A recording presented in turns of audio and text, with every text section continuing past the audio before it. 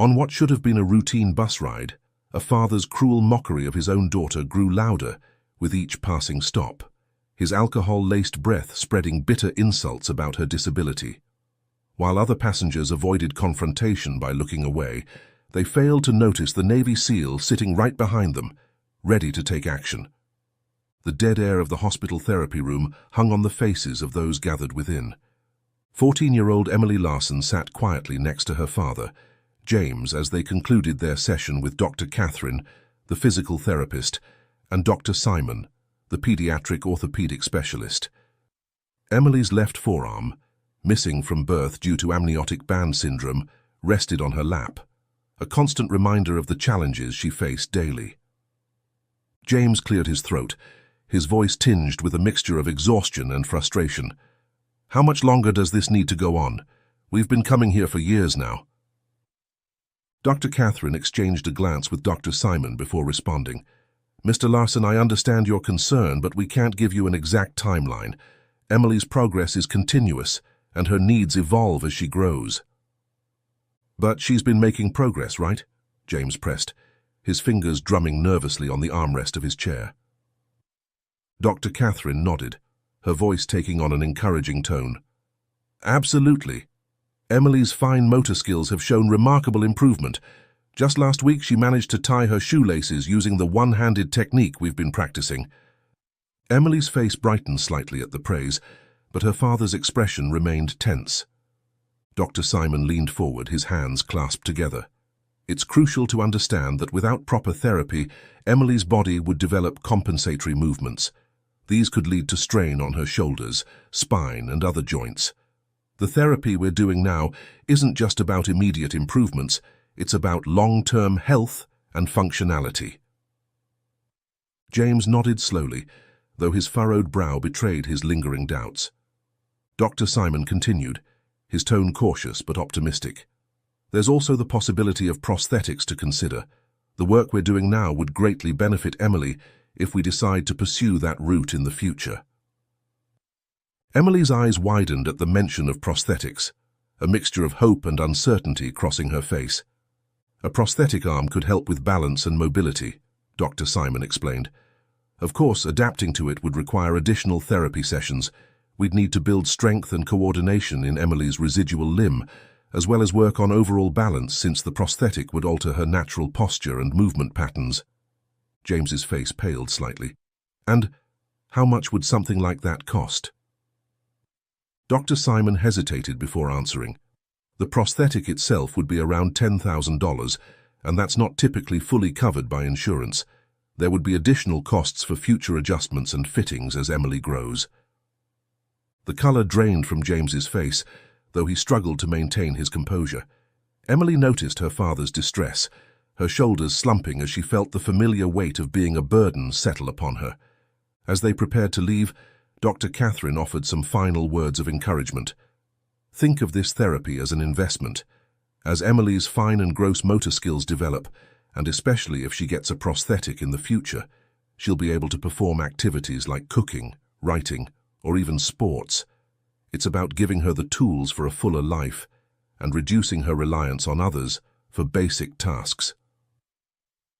James nodded stiffly, mumbling a quick thank you as he ushered Emily out of the room.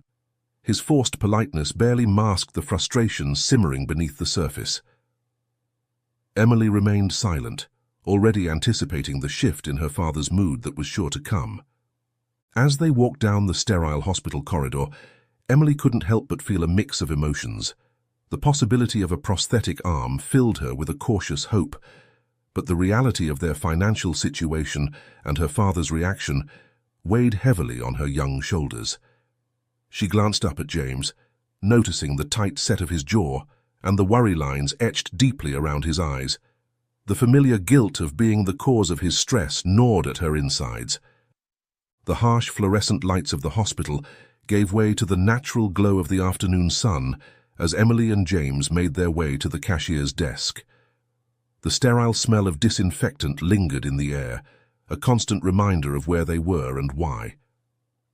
Emily watched her father's face carefully, noting the tightness around his eyes and the slight tremor in his hands as he reached for his wallet. James reluctantly pulled out his card, the plastic seeming to weigh a ton in his grip. He stared at the amount displayed on the screen, shaking his head slightly as if in disbelief. The cashier, a middle-aged woman with kind eyes, smiled politely, oblivious to the storm brewing within James. "That'll be $150 for today's session, Mr. Larson," she said, her voice carrying the practiced cheerfulness of someone who had delivered this news countless times before. James nodded stiffly, inserting his card into the machine. As he waited for the transaction to process, his eyes darted around the room, taking in the other patients and their families. Some looked worried, others relieved, but all seemed to carry the weight of medical concerns on their shoulders. The machine beeped, signaling the completion of the payment. James quickly pocketed his card and receipt, muttering a barely audible thank you to the cashier. Emily could see the tension in his shoulders, the way his jaw clenched and unclenched as they walked away from the desk. As they exited the hospital doors, the warm air hit them like a wall. Emily blinked, her eyes adjusting to the brightness after the dimmer interior of the hospital. She watched as her father reached into his jacket, pulling out what appeared to be a simple water bottle. But Emily knew better. James unscrewed the cap, his movements quick and practiced. He glanced around furtively before taking several long swigs from the bottle. Emily recognized the familiar grimace that crossed his face, not the refreshed look of someone drinking water, but the pained expression of someone choking down vodka. The effect was almost immediate. As they began walking towards the bus station, Emily noticed a slight sway in her father's step. His face, which had been tense and drawn inside the hospital, now took on a looser, more volatile expression. "Useless," James muttered under his breath, his words slightly slurred. "All of it. Useless." Emily kept her eyes fixed on the sidewalk ahead, pretending not to hear. She'd learned long ago that engaging with her father when he was like this only made things worse. "You know how much money we've spent on this?" James's voice grew louder, drawing uncomfortable glances from passers-by. "Years of therapy, and for what? So you can tie your shoes?" Emily felt her cheeks burn with shame. She wanted to remind him of all the progress she'd made, of how much easier everyday tasks had become. But she knew it wouldn't make a difference, not when he was like this. "I haven't found a job in months," James continued, his words becoming more bitter with each step. "Our savings are disappearing, and it's all going to this. He waved his hand vaguely in the direction of the hospital. A young couple walking by quickened their pace, throwing concerned glances in their direction. Emily wished she could disappear, melt into the pavement and away from her father's increasingly loud tirade. "I should never have married your mother," James spat, his voice dripping with venom. "Look what it's gotten me, a useless daughter and a mountain of debt." Each word cut into Emily like a knife, but she maintained her silence. Years of similar outbursts had taught her to weather these storms without reaction. She kept pace with her father, her mind already racing ahead to the bus station, hoping that somehow the presence of others might temper his mood. As they approached the bus stop, Emily's stomach churned with a mixture of dread and resignation. She knew the journey home would be long, and her father's mood was unlikely to improve. All she could do was endure, counting down the minutes until she could retreat to the relative safety of her room. The afternoon sun beat down on them relentlessly, as if nature itself was conspiring to make this moment as uncomfortable as possible. Emily wiped a bead of sweat from her forehead, stealing a glance at her father. His face was flushed, a combination of the alcohol and the heat, and his eyes had taken on that unfocused, dangerous look she knew all too well. As they waited for the bus, Emily silently prayed for strength. She knew the day was far from over, and the worst was likely yet to come. The bus stop outside the hospital parking lot was a stark contrast to the sterile environment they had just left. A single metal bench, its paint peeling under the relentless afternoon sun, stood as the only respite for weary travelers. Emily and James arrived at the stop, both glistening with sweat from the short walk in the oppressive heat. James immediately slumped onto the bench, pulling out his water bottle once more. Emily stood a few feet away, her eyes fixed on the horizon, searching for any sign of the approaching bus. The silence between them was heavy, punctuated only by the occasional gulp as James continued to drink. "You know," James slurred, his words becoming increasingly difficult to understand, "we could save so much money if we just stopped all this nonsense." Emily remained silent, having learned long ago that engaging only made things worse. "I said," James repeated, his voice rising, "we could save money if we stopped your therapy. Are you listening to me?" Before Emily could respond, a new figure approached the bus stop. A man in a crisp white Navy SEAL uniform walked up, nodding politely to both of them as he took his place a respectful distance away. Despite his attempt at discretion, it was impossible not to overhear James's continued berating. "You can forget about that fancy arm the doctor mentioned," James sneered, gesturing wildly with his bottle. "Might as well toss that dream into the deepest sea because there's no chance I'm paying for it, you hear me? Never dream about it, forget everything that quack said." Emily's eyes burned with unshed tears, but she blinked them back, determined not to show weakness in public. "It's time to stop the therapy too," James continued, his voice growing louder. "They're just after our money. We've been going for years, and that Catherine woman said your fine motor skills are pretty good now. That should be enough. You're 14, for Christ's sake. It's time to stop." "But Dad," Emily began, her voice barely above a whisper. James cut her off immediately. "I'm your elder and you're just a child. It's my money, my savings you're using, so shut up. I decide what to do with it." The Navy SEAL shifted uncomfortably, clearly torn between maintaining professional distance and intervening in what was becoming an increasingly volatile situation. Suddenly, James stood up, swaying slightly. "I need more," he mumbled, gesturing with his nearly empty bottle. "You," he pointed at Emily, "make the bus wait if it comes. I'll be right back."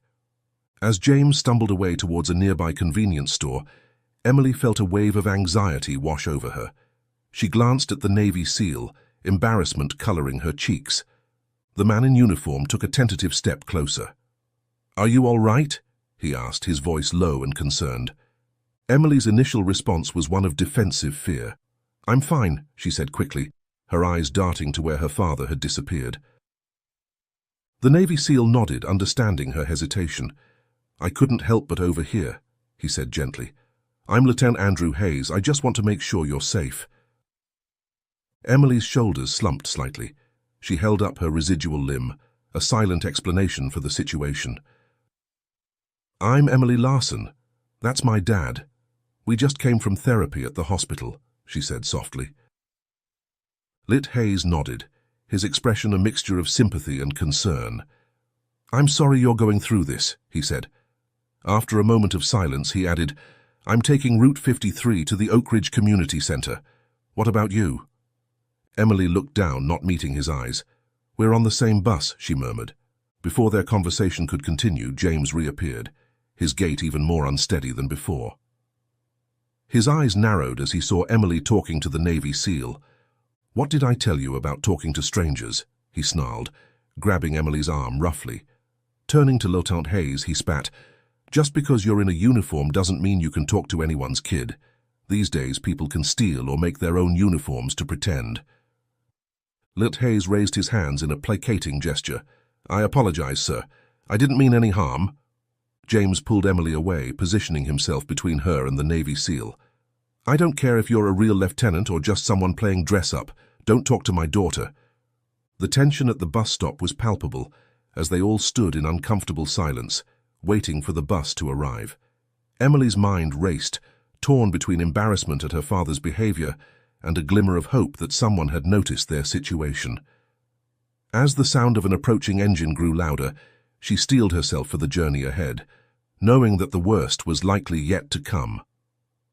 The bus pulled up to the stop with a hiss of hydraulics, its doors creaking open to reveal a tired-looking driver. Lieutenant Andrew Hayes boarded first, nodding politely to the driver as he made his way down the aisle. Emily followed, her steps hesitant, with James stumbling behind her. As soon as they were on board, James's demeanor shifted from sullen to confrontational. He lurched towards the driver, his words slurring together. "About damn time you showed up. Do you know how long we've been waiting?" The driver, a middle-aged man with deep lines etched into his face, sighed heavily. "Sir, we're on schedule. Please find a seat or exit the bus." James opened his mouth to argue further, but Emily tugged gently on his sleeve, silently pleading with him to move on. With a final glare at the driver, James allowed himself to be led towards the back of the bus. Andrew, who had chosen a seat several rows behind, couldn't help but think that if the bus had truly been on time, James might not have made it back from his alcohol run. The irony wasn't lost on him as he watched Emily guide her father to a seat, her face a mask of quiet shame. The bus was eerily empty for a Wednesday afternoon. The silence amplified every sound. James's muttered complaints, the hum of the engine, the squeak of seats as the few passengers shifted uncomfortably. At the next stop, a young woman boarded, struggling slightly with a baby in a pram. She made her way to the disabled seating area near the front, settling in with a sigh of relief. The presence of the infant seemed to shift the atmosphere on the bus. Emily's attention was drawn to the baby, a wistful expression crossing her face. James, too, focused on the new arrivals. He stood unsteadily, leaning forward to peer at the baby. "What a cute, perfect little thing," he said, his voice carrying loudly in the quiet bus. The woman smiled nervously, clearly noticing James's unfocused eyes and the beer bottle poorly concealed in his hand. "Thank you," she said softly, turning her attention back to her cooing infant. James chuckled, a bitter edge to his laughter. "My daughter was cute and perfect when she was that small," he said, gesturing vaguely towards Emily. "Now she's a teenager, and well, things change." The woman nodded politely, not engaging further. She busied herself with adjusting her baby's blanket, pointedly avoiding James's gaze. "I bet you'll love that baby even when she grows up," James continued, his voice growing louder. "Yeah, I'd love mine too if she was perfect like yours." Emily sank lower in her seat, wishing she could disappear. She could feel the eyes of the woman and the lieutenant on her, a mixture of pity and discomfort evident in their glances. Lieutenant Hayes watched the scene unfold, his jaw clenched tight. He wanted to intervene, to say something to defuse the situation, but he knew that any action on his part might only escalate things further. Instead, he kept a watchful eye on Emily, ready to step in if James's behavior became truly dangerous. The bus continued its journey, the tension inside palpable. Emily stared out the window, watching the familiar streets pass by, each turn bringing them closer to home. She found herself dreading their arrival, knowing that once they were behind closed doors, her father's mood was likely to worsen. As the bus rumbled on, Emily caught Lieutenant Hayes's eye in the reflection of the window. He gave her a small, reassuring nod, and for a moment she felt a flicker of hope. Someone had noticed. Someone cared. But as James's muttering grew louder once more, that flicker was quickly extinguished, replaced by the familiar weight of resignation. The journey stretched on, each minute feeling like an hour. Emily closed her eyes, silently willing the bus to move faster, to bring this ordeal to an end. But deep down she knew that even when they reached their stop, her troubles were far from over. The real challenge would begin once they were home, away from the watchful eyes of strangers, where James's anger could truly unleash itself. The bus had been traveling in relative quiet for some time, the tension from earlier seemingly dissipated. James had fallen into a brooding silence, occasionally taking swigs from his concealed bottle while staring out the window. Emily sat rigid beside him, her eyes fixed on the passing scenery, desperately wishing for the journey to end. Suddenly, without warning, the bus driver slammed on the brakes. The vehicle lurched forward, tires screeching against the asphalt as it came to an abrupt halt at the next station. The unexpected stop sent passengers jolting in their seats. Emily, caught off guard and struggling with her balance due to her missing limb, was thrown forward. In a desperate attempt to steady herself, she inadvertently bumped into James. The collision caused his beer bottle to slip from his grasp, its contents spilling across the floor, seat, and his lap. For a moment, time seemed to stand still. The only sound was the soft dripping of beer onto the floor and the collective held breath of the passengers. Emily's heart raced as she watched the dark stains spread across her father's pants, knowing what was about to come. James's face contorted with rage, his eyes narrowing as he turned to face his daughter. The silence that had fallen over the bus was electric with tension, everyone waiting to see how this would unfold. "You clumsy, useless girl," James roared, his voice filling the confined space of the bus. "Can't you do anything right? All those years of therapy, and you still can't even keep your balance." Emily shrank back into her seat, flinching at her father's sharp words. But something inside her shifted, a dam of suppressed feelings breaking free. Her voice, trembling but resolute, cut through the tension. "Please, Dad," she said, her tone rising with each word. "If therapy just makes you hate me more, don't take me anymore. I won't go if it means this. If it makes you like this." Her plea hung in the air, shocking everyone, including James. His expression flickered from surprise to something that might have been guilt, though it vanished quickly, replaced by a dark scowl that sent a chill through Emily. "How dare you!" he bellowed, his hand lifting slightly in anger. Before he could act further, the baby's cries grew louder, piercing through the charged atmosphere. The sound seemed to halt James mid-motion, his hand dropping back to his side. The young mother with the pram, her face pale with alarm, stood abruptly. Her voice trembled as she called out to the driver, "Driver, please, I need to get off, I don't feel safe." The driver, his tone weary but firm, responded without turning around. "Ma'am, this is a bus, not a taxi.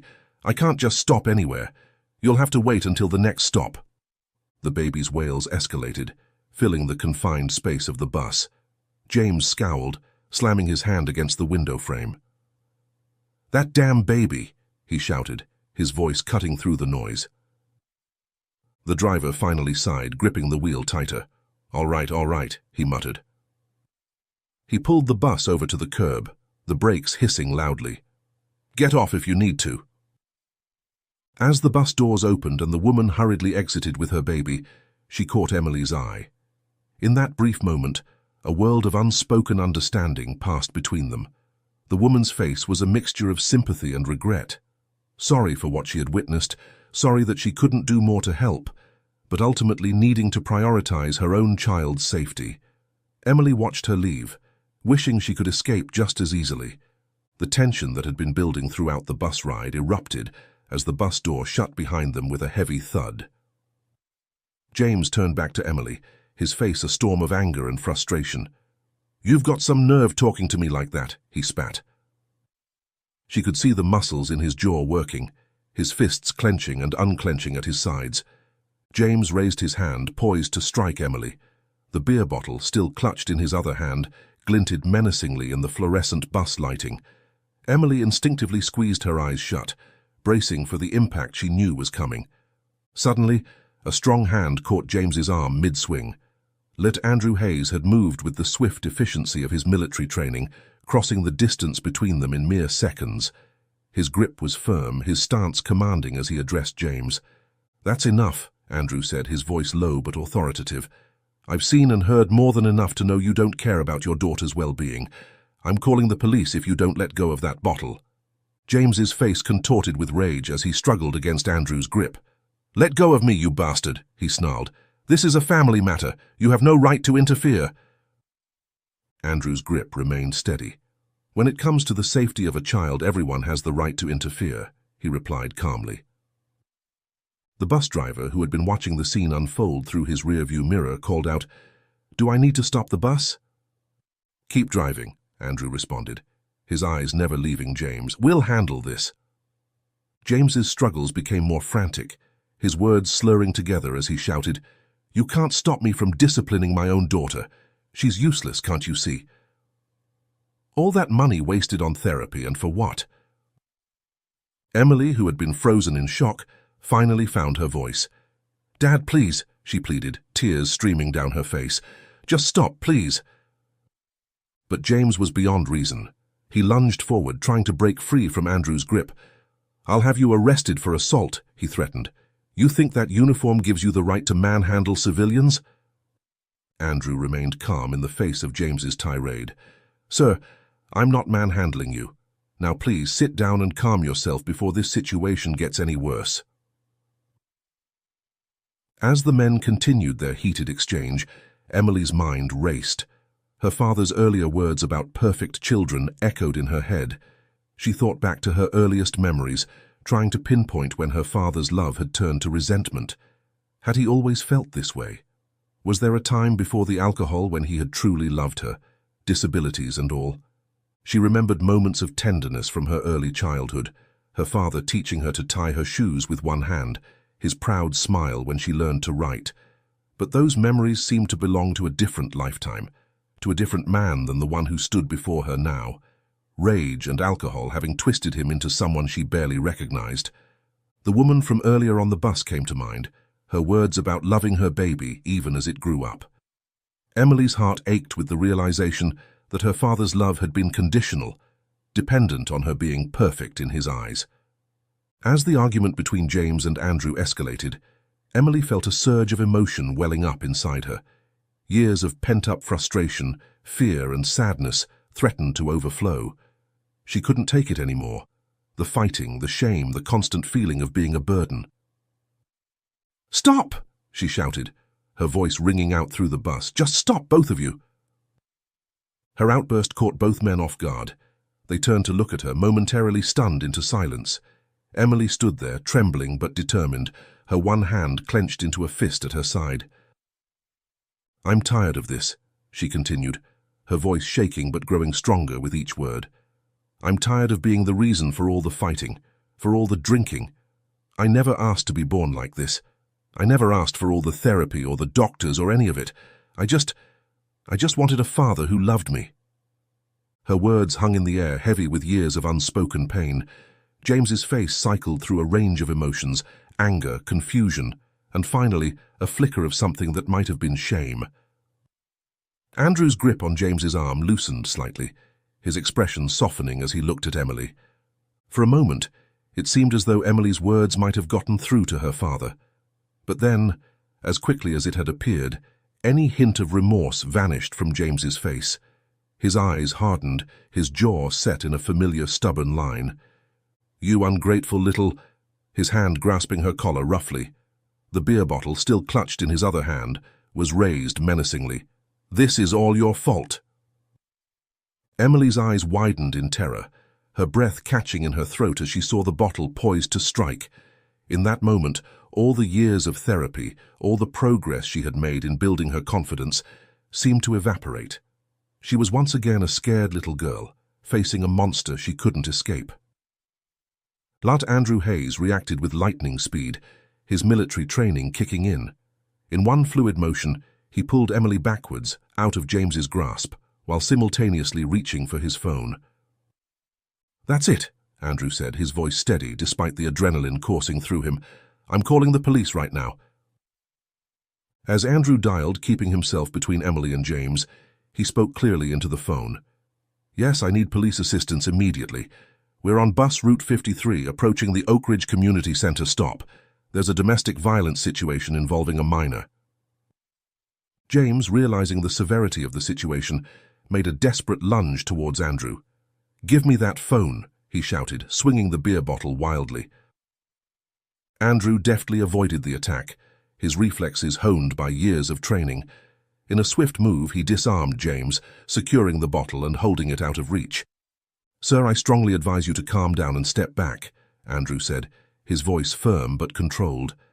"The police are on their way. Don't make this situation any worse than it already is."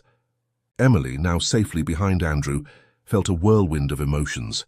Relief at being protected, warred with fear of what would happen next. She could hear the approaching sirens in the distance, growing louder with each passing second. The bus pulled over to the roadside and lurched to a stop. The bus driver stood by the open door. As the wail of sirens grew closer, James seemed to deflate. The fight drained out of him, replaced by a look of desperation. He turned to Emily, his eyes pleading. "Emmy, baby," he said, his voice suddenly soft in whisper. "Tell them it was all a misunderstanding. Tell them Daddy loves you. You know I'd never really hurt you, right?" Emily felt her chest tighten at his words. How many times had she heard this before? How many promises of change, of doing better, had been broken? She wanted so badly to believe him, to have her loving father back. But the memory of the raised bottle, the years of verbal abuse and neglect were too fresh, too raw. Before she could respond, the screech of brakes announced the arrival of the police. Two officers quickly approached the bus, their cruiser's lights flashing in the late afternoon sun. "What's going on here?"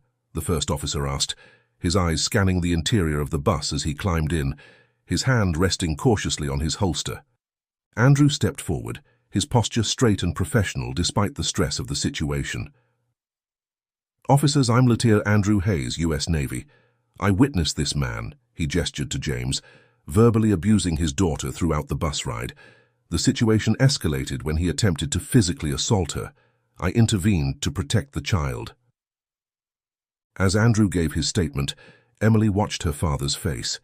She saw the moment when he realized the gravity of the situation, the fear that flashed in his eyes. For a brief instant, she saw past the monster of the past few hours to the broken man beneath, a man consumed by his own demons, drowning in alcohol and resentment. But then James's expression hardened once more. He straightened up, attempting to project an air of indignant innocence. "This is all a big misunderstanding," he said, his words still slightly slurred. "We were just having a family disagreement. This man," he pointed accusingly at Andrew, "had no right to interfere, and what he said is a lie." The officers looked between the two men, their expressions guarded as they assessed the conflicting stories. "Sir," one of the officers addressed the bus driver, "can you tell us what you saw?" The driver, clearly uncomfortable with the situation, shrugged. "Don't drag me into this. I'm just a driver, and I have a schedule to catch. I was paying attention to the road, so I don't fully understand what happened. There was no violence that I saw, just two men arguing." The officers then turned their attention to Emily, who had been silent throughout the exchange. "Miss, are you all right? Can you tell us what happened?" Emily felt all eyes on her, the weight of the moment pressing down on her shoulders. She glanced at her father, seeing the mixture of threat and pleading in his eyes. Then she looked at Andrew, remembering his kindness and intervention. In that moment, torn between fear and a desperate hope for change, Emily made a decision that surprised everyone, including herself. It was just a misunderstanding," she said, her voice barely above a whisper. "The lieutenant thought he was helping, but my dad would never hurt me." James seized the opportunity, pulling Emily into an exaggerated display of affection. "See, officers, my daughter wouldn't lie. Just look at her arm." He gestured to Emily's residual limb. "There's no way I would hit her. I have always loved her, my gentle baby. She's such a nice person, even at this age." Andrew, disbelief evident on his face, tried one last time to intervene. "Officers, this man is clearly drunk.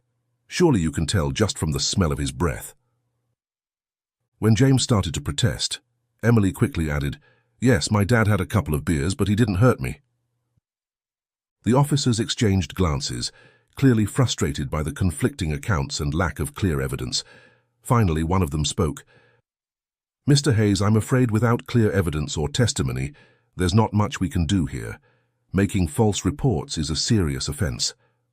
The bus driver, eager to resume his route, called out, "Officers, is everything done here? I need to go and catch my schedule." The lead officer nodded. "Yes, you can continue your route." Turning to James and Emily, he added, "I suggest you two find alternative transportation home." As James triumphantly led Emily off the bus, he couldn't resist one last taunt. "That's what you get for getting into other people's business," he shouted at Andrew. The bus doors closed, leaving Andrew standing there, watching helplessly as Emily and James walked away. The last thing he saw before the bus pulled away was Emily's face, her eyes filled with a mixture of fear and regret, as she mouthed a silent, "I'm sorry" to him. As the bus merged back into traffic, Andrew moved to the back, his mind racing with concern for Emily and frustration at his inability to help. He knew he couldn't just leave things as they were, but what could he do now? The memory of Emily's desperate apology haunted him, reminding him of his own painful past. He knew he had to find a way to help, no matter the cost. The bus rumbled down the street, leaving behind the scene of confrontation. Andrew sat in the back, his mind a whirlwind of conflicting emotions. Disappointment warred with understanding as he replayed Emily's lies in his head. He knew all too well the reasons a child might protect an abusive parent: fear, misplaced loyalty, the desperate hope that things might change. Through the window, he caught a final glimpse of James and Emily. James was laughing, his voice carrying even over the engine noise, as he shouted one last taunt at the departing bus.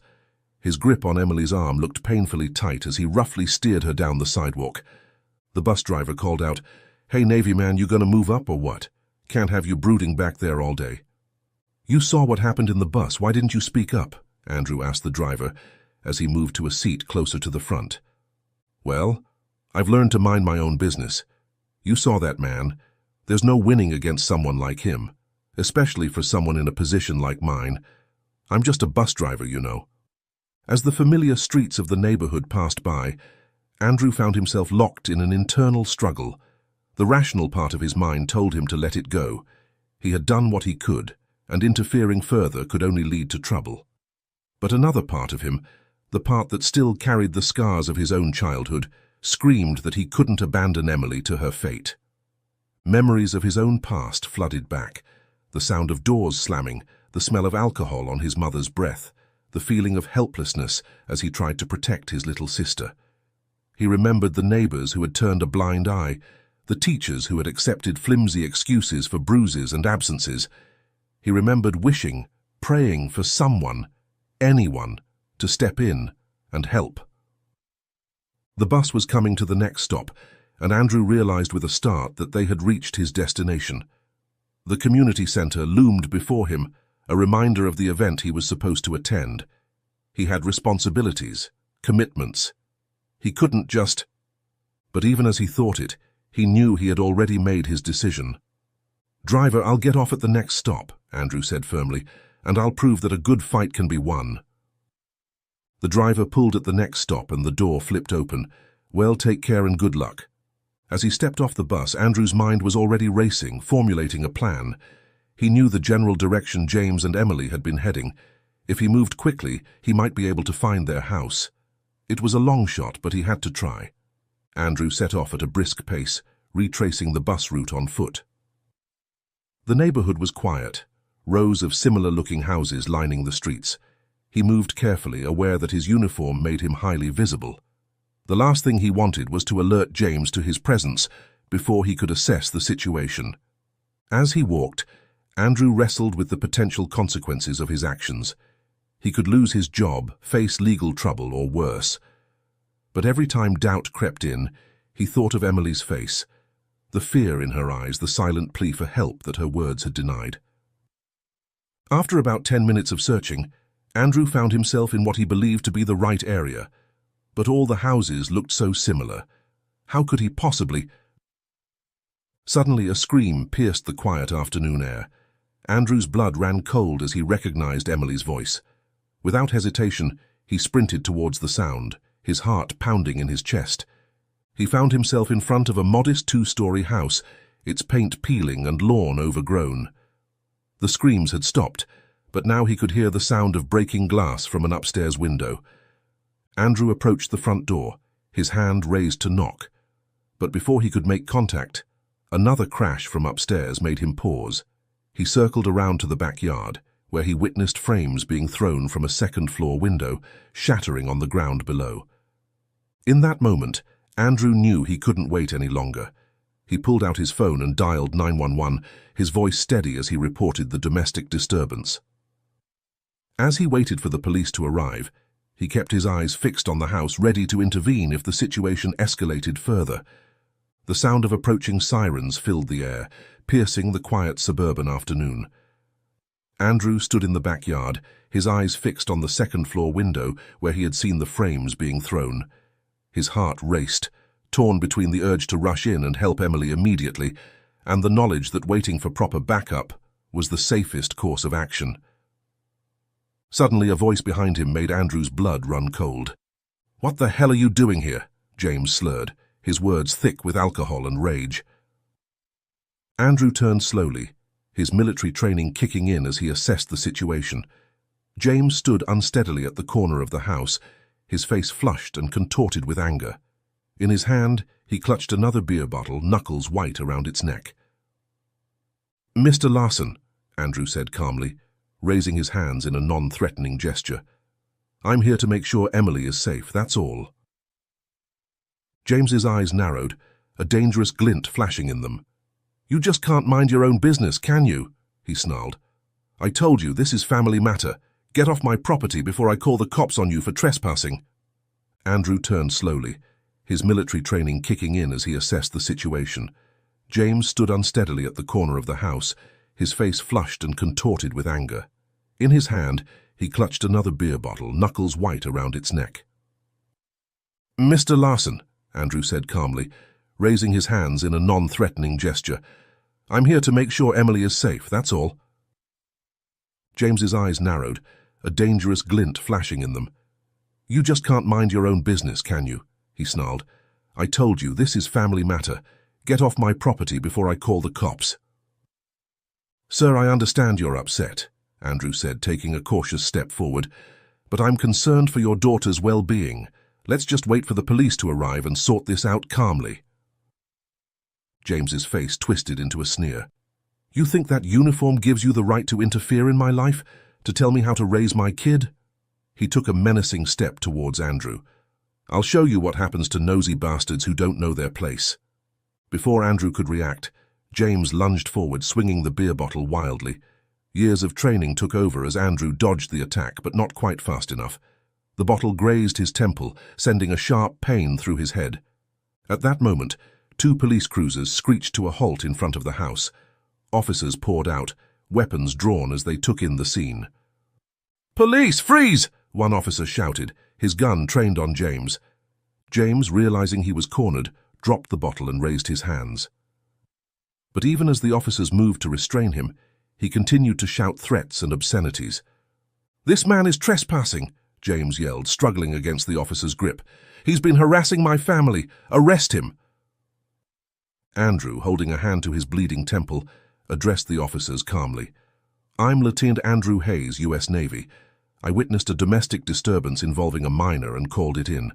The girl Emily is still inside. She may need medical attention.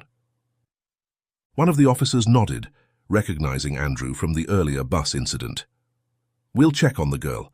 Johnson, read him his rights and get him in the car, he said, gesturing to James. As James was led away, still shouting and struggling, Andrew turned his attention to the house. Officers, I'd like to accompany you inside if possible. Emily knows me and she might be more comfortable with a familiar face. The lead officer considered for a moment before nodding. All right, but stay behind us. They approached the house cautiously, the officer calling out, Emily, this is the police. We're coming in to make sure you're okay. As they entered, the signs of struggle were immediately apparent. Broken glass littered the floor, and picture frames lay shattered, their contents strewn about. Andrew followed the officers up the stairs, his heart pounding. They approached a closed door at the end of the hall, from behind which they could hear muffled sobs. The officer knocked gently. Emily, it's the police. We're here to help. Can you open the door? There was a moment of silence, then the sound of a lock turning. The door creaked open slowly, revealing Emily's tear-stained face. As the door opened fully, Emily's small frame came into view. Her eyes, red and puffy from crying, widened in surprise when she saw Andrew standing behind the officers. For a moment, she seemed frozen in place, her gaze darting between the uniformed men and the familiar face of the Navy SEAL who had tried to help her earlier. Emily, one of the officers said gently, crouching down to her eye level. We're here to make sure you're safe. Can you tell us what happened? Emily's lower lip trembled as she looked at the officer. Then, in a rush of words that seemed to surprise even her, she blurted out, Please don't arrest my dad. I can't do anything without him. I don't want to be an orphan. The officers exchanged glances, their expressions a mixture of sympathy and concern. Andrew felt his heart clench at the fear in Emily's voice. I'm already disabled, Emily continued, her words coming faster now, tinged with desperation. No one at school wants to be my friend. It would be even worse if they knew my father was in jail. Please, you can't take him away. Andrew stepped forward, his voice soft as he addressed Emily. I know you might feel out of place because of your condition, especially at your age, he said, choosing his words carefully. But what your father did was not right, Emily. It was dangerous. Emily's eyes locked onto Andrew's, a flicker of recognition passing between them. In that moment, Andrew made a decision. He knelt down beside the officer, bringing himself to Emily's level. "Emily," he said, his voice low and earnest, "I understand why you're scared. I know what it's like to feel different, to worry about what others might think. But I need you to listen to me, okay?" Emily nodded hesitantly, her eyes never leaving Andrew's face. "When I was young," Andrew continued, "I had a little sister. We grew up with an alcoholic mother. For years I tried to protect my sister, to keep our family together no matter what. But one night—" His voice caught, the pain of the memory still fresh after all these years. "One night my mother went too far. My sister was so young and she didn't survive." A collective gasp went through the room. Even the officers, hardened by years on the force, looked shaken by Andrew's revelation. "I'm telling you this," Andrew said, his eyes never leaving Emily's, "because I want you to understand how dangerous this situation is. Your father needs help, Emily, real help that you can't give him, and you need to be safe." Emily's lower lip trembled, tears welling up in her eyes once more. But he's my dad," she whispered. "He takes care of me. Who will help me with my therapy if he's gone?" Andrew reached out, gently placing a hand on Emily's shoulder. "Emily, I promise you won't be alone in this. There are people who can help, social workers, counselors, maybe even relatives you don't know about yet. And if you'll let me, I'd like to help too." Emily looked at him, a mix of hope and uncertainty in her eyes. You would?" Andrew nodded firmly. "I know some people who work with military charities. We might be able to help with your therapy bills. And I have a friend who's a military doctor. He specializes in prosthetics. We could see about getting you fitted for one if that's something you're interested in." For the first time since they'd entered the room, a small smile tugged at the corners of Emily's mouth. "Really?" "Really," Andrew confirmed. "But first we need to make sure you're safe. Can you tell the officers what happened today? The whole truth this time?" Emily hesitated for a moment, then nodded, slowly, haltingly at first, but then with increasing confidence she began to speak. She told them about the years of verbal abuse, the drinking, the constant fear. She explained about the therapy sessions, her father's resentment of the cost, and his threats to stop them altogether. As Emily spoke, Andrew felt a mixture of sadness and relief wash over him. Sadness for all this young girl had endured, but relief that she was finally speaking her truth, finally asking for the help she so desperately needed. When Emily finished her story, there wasn't a dry eye in the room. Even the seasoned officers looked deeply moved by her account. "I'm sorry," Emily said suddenly, turning to Andrew. "I'm sorry I lied earlier on the bus. I was scared." Andrew shook his head, a gentle smile on his face. "You don't need to apologize, Emily, I understand. What matters is that you're telling the truth now. That's incredibly brave of you." As one of the officers began explaining the next steps to Emily, about giving a formal statement, about Child Protective Services, about what would happen to her father, Andrew stood up, his mind already racing with plans. He knew the road ahead wouldn't be easy for Emily. There would be challenges, setbacks, and difficult days. But as he watched her nod along to the officer's words, a new determination in her eyes, Andrew felt a surge of hope. This time he thought things would be different. This time a child's cry for help had been heard, and he was determined to make sure Emily got the support and care she needed to not just survive, but to thrive. The flashing lights of police cars cast an eerie blue glow across the suburban street as Emily stepped out of her house. She clutched a small backpack filled with essentials, her eyes darting nervously between the officers and the neighbors who had gathered to watch the commotion. In the distance, she could see her father being placed in the back of a police cruiser. Even from afar, she could hear his voice, a mixture of anger and desperation. "Emily," James called out, his words slurring. "Tell them it's all a mistake. I'll change, I promise. This time will be different." Emily felt her resolve waver for a moment. How many times had she heard those words? How many times had she wanted to believe them? But then she felt a gentle hand on her shoulder and looked up to see Andrew standing beside her. "It's okay," he said softly. "You're doing the right thing." Emily nodded, taking a deep breath to steady herself. She turned to the officer beside her, a kind-faced woman who had introduced herself as Officer Martinez. "I'm ready," Emily said, her voice small but determined.